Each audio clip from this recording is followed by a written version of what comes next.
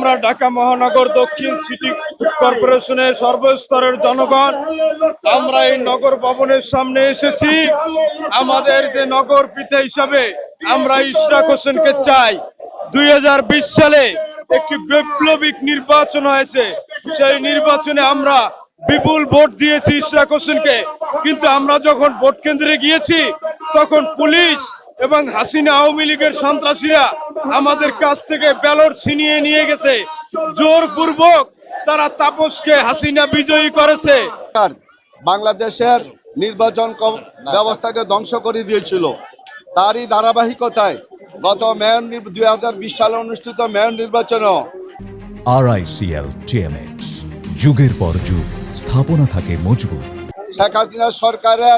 শেখ হাসিনার ভ্রাতৃপুত্র তাপসকে বিজয়ী ঘোষণা করে নির্বাচনে ব্যাপক কারচুপির মাধ্যমে এর প্রতিবাদে আমাদের ইশরাক হোসেন সাহেব নির্বাচনী ট্রাইব্যুনালে 20 সালে মামলা করেন এবং এই মামলায় 5 আগস্টের পরে পরিবর্তিত পরিস্থিতিতে তাকে বিজয়ী ঘোষণা করে এবং তাপসের গেজেট বাতিল ঘোষণা করা হয়। বাংলাদেশ নির্বাচন কমিশন তাকে গেজেট প্রকাশ করে। তারপরেও বর্তমান সরকার বিভিন্ন অজুহাতে টালবাহানা করে তাকে মেয়রের দায়িত্ব অর্পণ করছে না, যেটা অত্যন্ত দুঃখজনক।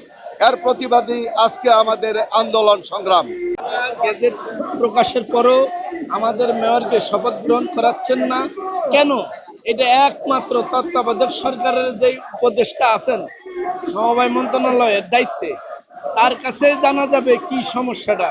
কিন্তু আমরা চাইব এই তত্ত্বাবধায়ক সরকারের প্রধান উপদেষ্টা ডাক্তার ইউনূস সাহেব একজন সম্মানী ব্যক্তি।